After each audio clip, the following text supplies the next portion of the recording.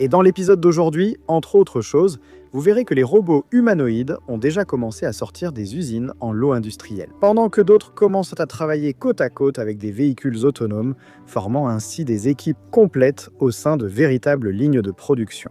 Nous parlerons aussi de machines remplissant des fonctions dans les rues, comme les agents de circulation. Et je ne peux pas non plus oublier de mentionner des systèmes qui gagnent, entre guillemets, des cerveaux capables de coordonner tout le corps entièrement. Des robots qui repoussent les limites physiques de la vitesse. Et Elon Musk est en train de reconfigurer ses usines pour produire des robots humanoïdes à une échelle jamais vue auparavant. Et, au milieu de tout cela, une nouvelle génération d'intelligences artificielles qui non seulement discutent, mais peuvent aussi agir directement dans notre monde. Allons comprendre tout cela.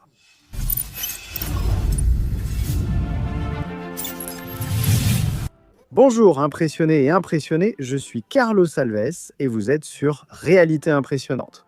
Et tous ces progrès et conséquences que l'intelligence artificielle apporte soulèvent un point que nous devons, oui, affronter avec maturité. Quand le patron de Google affirme qu'aucun emploi n'est sûr, même le sien, ce n'est pas une simple prévision, mais un signal immédiat. Le marché n'est pas en train de disparaître, il change de manière silencieuse, mais oui, il est en train de changer. Il y a moins de postes stables, plus de tâches fragmentées et de plus en plus d'exigences pour ceux qui savent utiliser la technologie. Et c'est ici que je dois être honnête avec toi. Ceux qui n'utiliseront pas l'intelligence artificielle dans les prochaines années ne perdront pas leur emploi, mais ne seront plus jugés aptes à l'occuper. Et je te recommande Aurea, l'intelligence artificielle de Genesis, dont tu m'as déjà entendu parler ici sur la chaîne depuis un bon moment. Je fais cela car, contrairement aux autres plateformes qui offrent juste l'accès au modèle, notre Aurea X apporte un avantage stratégique grâce au nouveau AX Fusion. C'est le moteur intelligent derrière la plateforme. Tu n'as pas besoin de choisir un modèle d'intelligence artificielle, même s'il y en a plusieurs à l'intérieur. Il te suffit d'ouvrir une conversation et le système comprend ton intention. Il utilise le meilleur modèle pour ce que tu veux. Chat, GPT, Gemini, Cloud, Grok, Perplexity. Autrement dit, tu n'as qu'à taper et tu auras le meilleur résultat possible. Tout cela offre des réponses plus précises, des textes plus pertinents, des analyses détaillées et une vraie productivité. Le lien est dans la description et le commentaire épinglé. Et toi qui me regardes en grand sur ta télé, je sais que beaucoup de gens font ça. Utilise le QR code qui s'affiche sur ton écran. Je crois que c'est ici, je ne sais jamais vraiment, mais ça doit être là. Il suffit de cliquer. Merci. Il y a un moment précis où la technologie cesse d'être seulement une promesse et devient réellement une présence. Ce n'est pas à l'apparition d'un prototype ou d'une vidéo virale, mais lorsque des dizaines, centaines ou milliers d'unités commencent à sortir en série d'une ligne de production. Et c'est exactement ce qui vient encore une fois de se produire en Chine. L'entreprise Dobot a annoncé le 3e lot de son robot humanoïde industriel, grandeur nature, l'Atom, marquant officiellement le début de la phase de production et de livraison en masse de robots humanoïdes pour les usines réelles. Des images récemment publiées montrent des rangées de robots humanoïdes marchant en synchronisation. Maintenant l'équilibre bipède, exécutant des mouvements coordonnés et réalisant des tâches d'assemblage. Dans la configuration de l'Atom, il possède des degrés de liberté, des mains avec 5 doigts articulés et une démarche conçue pour se rapprocher du modèle humain de locomotion. Cela lui permet de marcher, s'arrêter, tourner, garder l'équilibre et manipuler précisément les objets. Mais peut-être que le point le plus important ne réside pas dans ses spécifications, mais plutôt dans l'endroit où ces robots sont déployés. Un Atom tout juste déballé a été déployé dans un environnement industriel réel, en dehors des laboratoires et des salons technologiques, sans programmation personnalisée et sans réglage poussé. Il travaillait seul et, selon les ingénieurs responsables, il a démontré des mouvements répétitifs, une pression stable et une exécution cohérente des tâches préalablement définies. Cela signifie que le secteur vient d'entrer dans une nouvelle phase. Il ne s'agit plus de créer des robots humanoïdes capables de faire des acrobaties. Il s'agit de créer des robots suffisamment fiables pour répéter une tâche des milliers de fois sans échouer. En même temps que tout cela apparaît, les limites restent évidentes. Atom ne prend toujours pas de décisions spontanées, qui sont complexes. Il n'improvise pas, il n'apprend pas tout seul au milieu du travail, il exécute simplement ce pour quoi il a été très bien entraîné. Et, paradoxalement, c'est exactement ce que l'industrie veut en ce moment, parce que les usines n'ont pas besoin de créativité, elles ont besoin de prévisibilité. Le plus symbolique est peut-être la réaction à l'intérieur même des usines. Les employés humains font état de curiosité, ainsi que de rapprochement et même de conversation avec les robots. Si ces machines commencent déjà à naître à l'échelle industrielle, l'étape suivante n'est pas seulement d'en produire davantage, mais de faire en sorte qu'elles travaillent ensemble, comme si elles formaient un seul système. Et en Chine, une autre startup, Optech Robotics, vient justement de valider ce scénario à travers sa filiale UQi. L'entreprise a confirmé que le véhicule autonome Chito Alpha a réussi avec succès les tests de validation de production au sein du centre de recherche et développement de véhicules à nouvelles énergies de Foxconn à Zhengzhou. En pratique, cela signifie bien plus qu'un simple test. Le Chito Alpha a suivi un cycle fermé et complet de production. Des tests à la circulation à l'intérieur de l'usine jusqu'à la livraison finale. Et tout cela sans intervention humaine. Dans le processus, tout s'est déroulé de manière autonome. Ce type de validation est considéré comme l'un des derniers grands obstacles avant la production de masse, parce qu'il prouve que le système fonctionne aussi hors laboratoire, sur un site de production réel, malgré le bruit, les personnes, les obstacles et les variations. Le Chito Alpha est classé comme un véhicule de niveau 4, c'est-à-dire qu'il peut fonctionner de manière autonome dans des environnements définis, sans intervention humaine continue. Je veux surtout dire que la différence n'est pas seulement dans le véhicule, mais dans l'écosystème. Optech construit un système dans lequel différents types de robots travaillent ensemble, comme un seul engrenage dans le parc industriel de Bidé par exemple. Le Chito Alpha opère côte à côte avec des chariots élévateurs robotisés, des robots mobiles lourds et même des humanoïdes Walker S2. Le Chito Alpha opère côte à côte avec des chariots élévateurs robotisés, des robots mobiles lourds et des humanoïdes Walker S2. Pendant que les véhicules transportent les charges, les humanoïdes manipulent les pièces, les chariots élévateurs organisent les palettes et le système central coordonne tout cela, sans pause, sans équipe, sans horaire de bureau. L'entreprise appelle cette architecture une solution logistique non habitée de bout en bout. En pratique, c'est une usine qui commence à fonctionner comme un organisme. Les capteurs sont l'essence, les systèmes de contrôle le cerveau et les véhicules et robots les muscles. Le véritable cerveau de ce système, c'est un logiciel d'orchestration qui répartit les tâches, ajuste les itinéraires et évite les conflits en temps réel. Si un couloir est bloqué, un autre robot prend le relais. Si un humanoïde est occupé, un véhicule redirige la charge, rien ne reste immobile en attendant des ordres humains. Ce modèle transforme le concept d'efficacité industrielle. Aujourd'hui, la majeure partie du temps perdu en usine provient des déplacements de matériaux, non de la production. Chercher des pièces, transporter des composants, déplacer des articles d'un secteur à l'autre.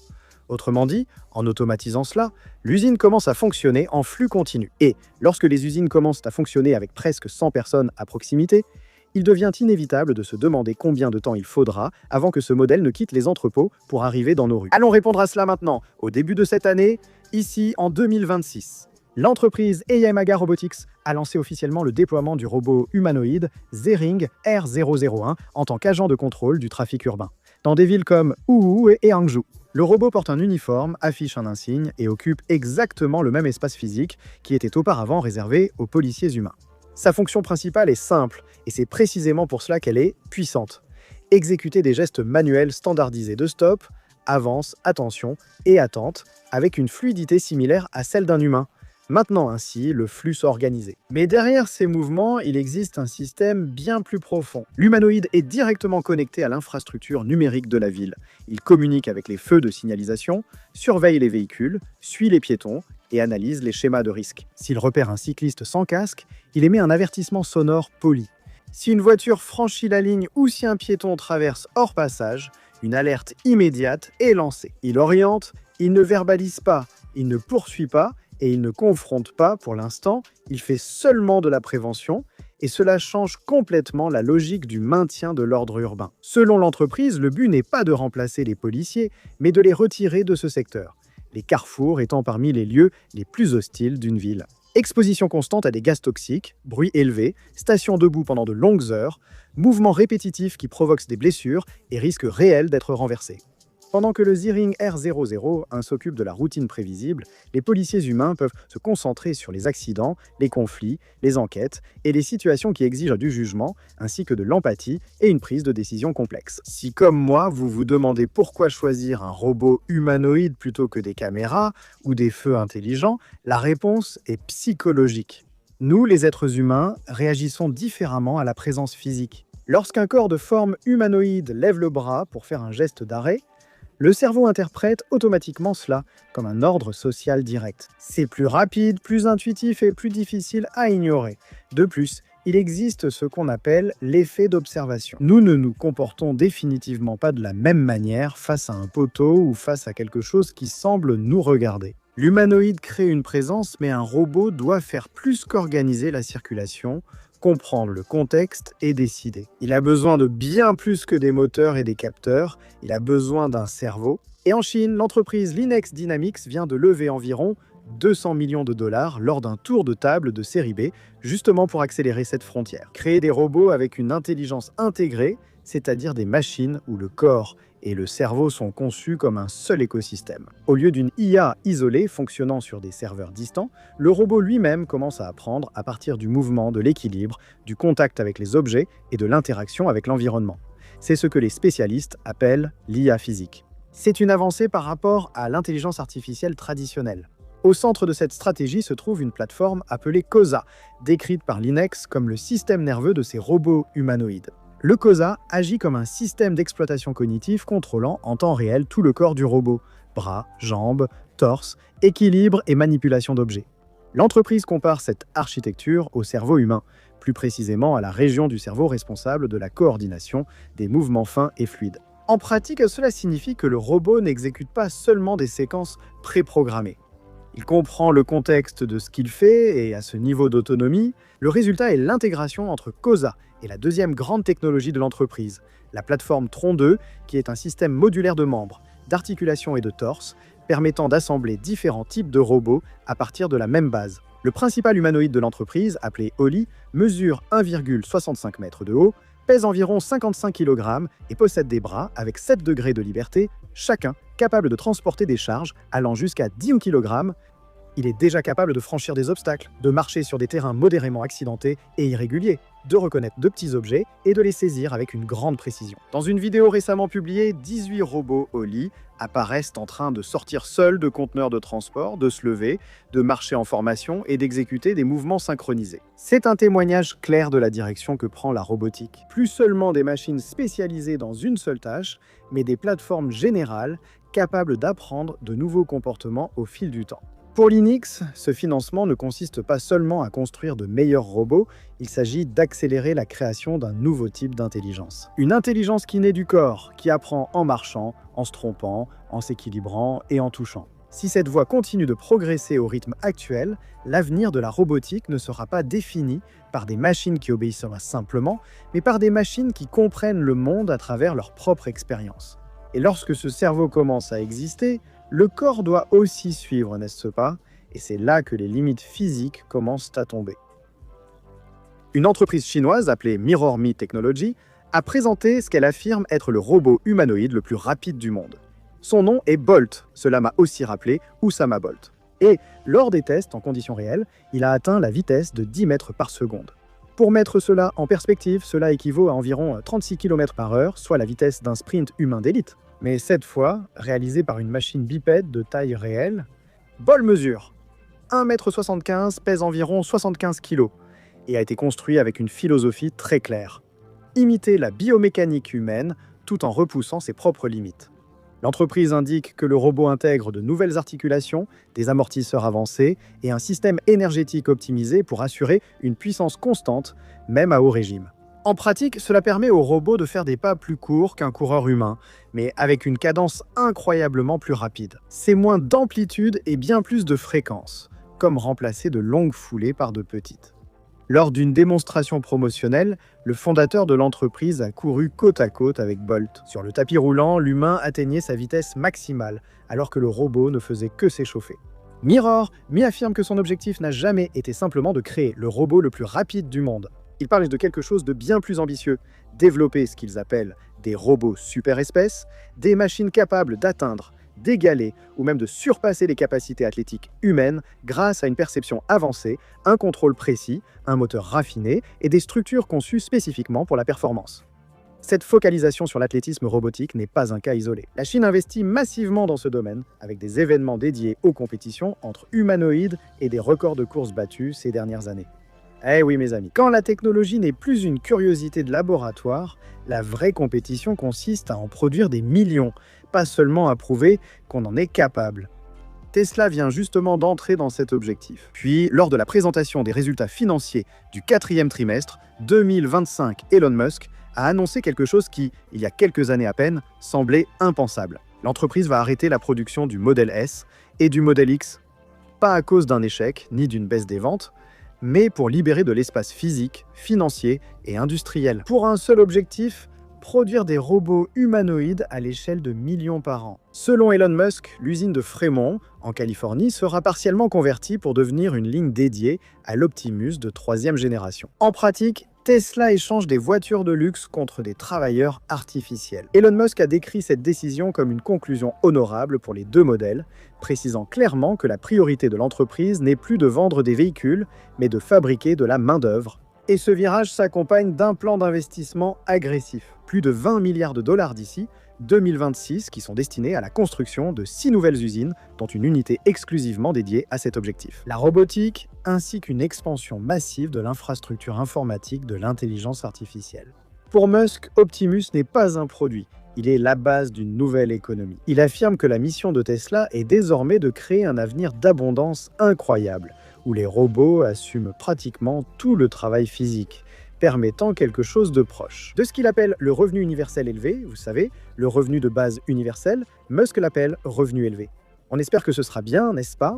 Mais cet avenir, selon lui, commence lentement, très lentement.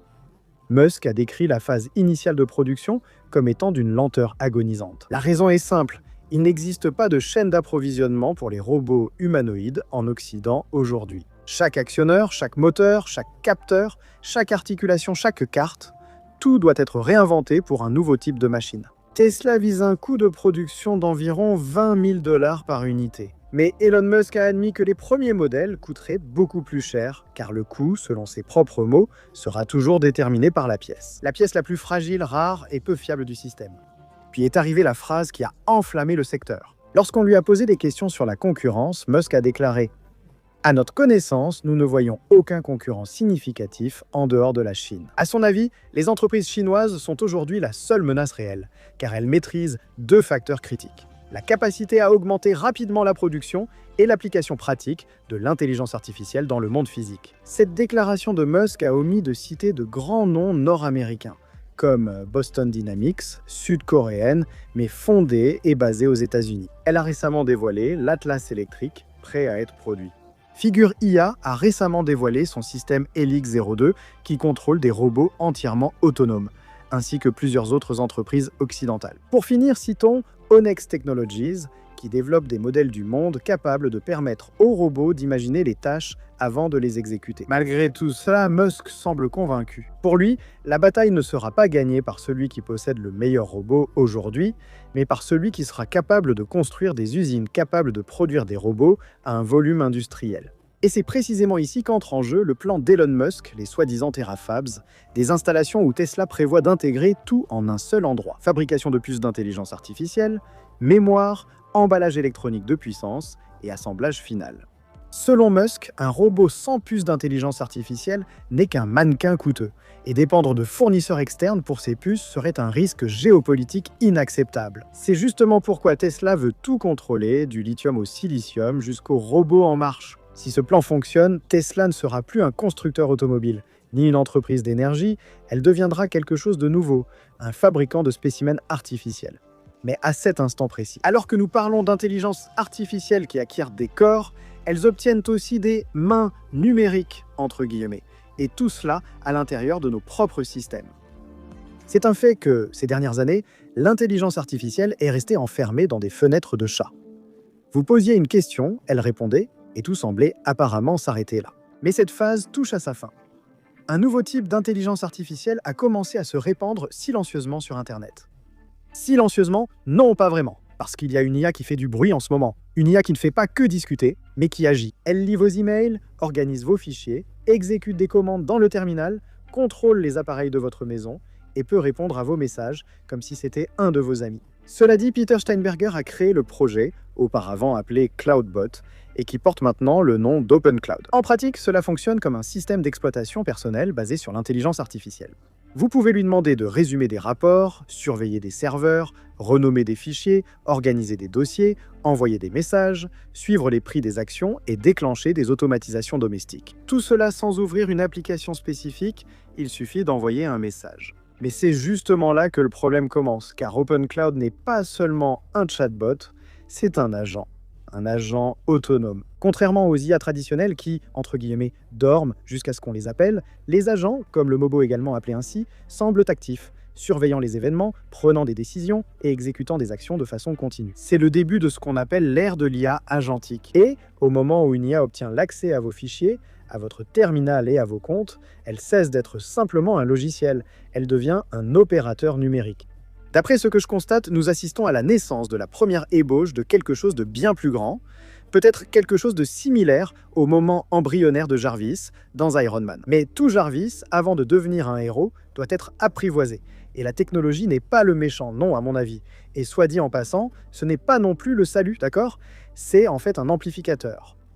Et à partir de maintenant, ce qui va définir l'impact de l'IA sur notre société, ce n'est pas à quel point elle est puissante, mais à quel point nous apprenons à la contrôler. Si cet épisode vous a plu, laissez votre like et vérifiez votre abonnement, d'accord? Si vous n'êtes pas encore abonné à Aurea, profitez-en et testez notre intelligence artificielle pendant 7 jours. Le lien est dans la description et le commentaire épinglé. Merci de m'avoir accompagné. On se retrouve dans la prochaine vidéo. Cliquez sur une des suggestions à l'écran. Merci, salut, salut! Si tu aimes vérifier, les sources sont toujours dans la description. D'accord? À la prochaine, mon cher, je t'attends là-bas, clique dessus.